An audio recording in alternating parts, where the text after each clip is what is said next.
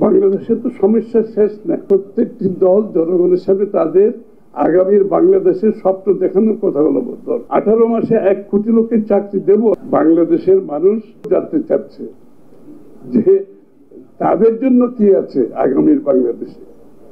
আমরা দয়া করে তাদেরকে এই কথাগুলো বলি।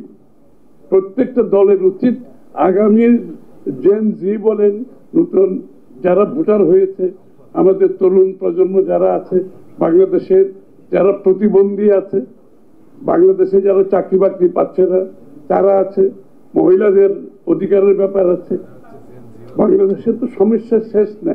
সুতরাং আমার মনে হয় প্রত্যেকটি দল জনগণের সামনে তাদের আগামীর বাংলাদেশের স্বপ্ন দেখানোর কথা হলো দল, এবং বিএনপির পক্ষ থেকে আমরা চেষ্টা করছি সেটা। আমরা বলেছি 18 মাসে 1 কোটি লোকের চাকরি দেব, আমরা ব্যবস্থা করব। এখন আমি চাকরি দেব, it is a political statement হিসাবে কেউ দেখতে পারে, আবার কেউ এটাকে সিরিয়াসলি নিয়ে বলতে পারে বিএনপি 1 কোটি লোকের চাকরির ব্যবস্থা করে এই কথাগুলো বলছে। আমি তো বলবো আমরা 1 কোটি লোকের চাকরি 18 মাসে কিভাবে দেব সেই কাজগুলো হোমওয়ার্ক করে সব কিছু শেষ করে আমরা জনগণের সামনে এই কথাটা তুলে ধরেছি। তার আগে কিন্তু আমরা বলিনি, এবং কোন সেক্টরে কত চাকরি হবে সেটাও আমরা তুলে ধরবো। আমরা কমপ্লিট কম্প্রিহেন্সিভ পেপার নিয়ে জনগণের সামনে 1 কোটি চাকরি আমরা কিভাবে দেব তুলে ধরবো। এই কাজগুলো আমরা করেছি। আমরা বাংলাদেশের জনগণের বিনামূল্যে প্রাথমিক স্বাস্থ্য সেবার সিদ্ধান্ত নিয়েছি, নট এ পলিটিক্যাল স্টেটমেন্ট। আমরা সিদ্ধান্ত নিয়েছি, এবং এই জনগণের প্রাথমিক শিক্ষা সেবা কিভাবে দেব, এটার অর্থনৈতিক যে কার্যকর ভাবে কিভাবে করব সেটাও আমরা হোমওয়ার্ক করেছি।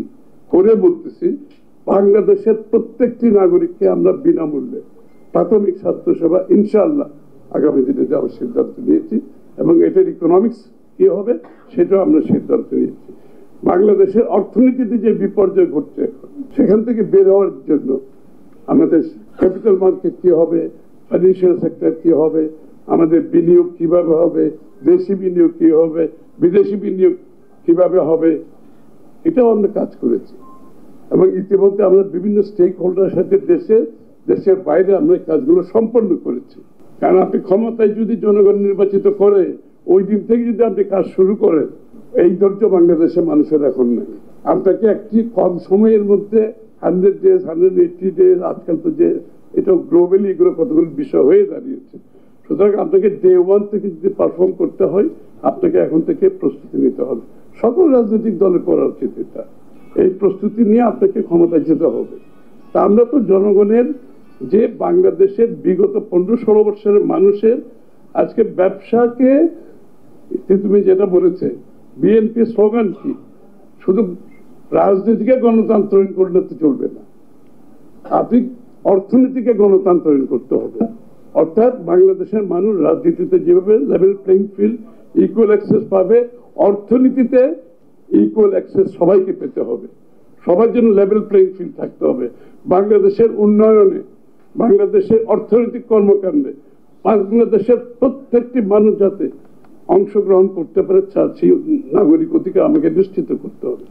সো গণতন্ত্রায়ন শুধুমাত্র রাজনীতিতে করলে চলবে না, আপনাকে অর্থনীতিতে করতে হবে।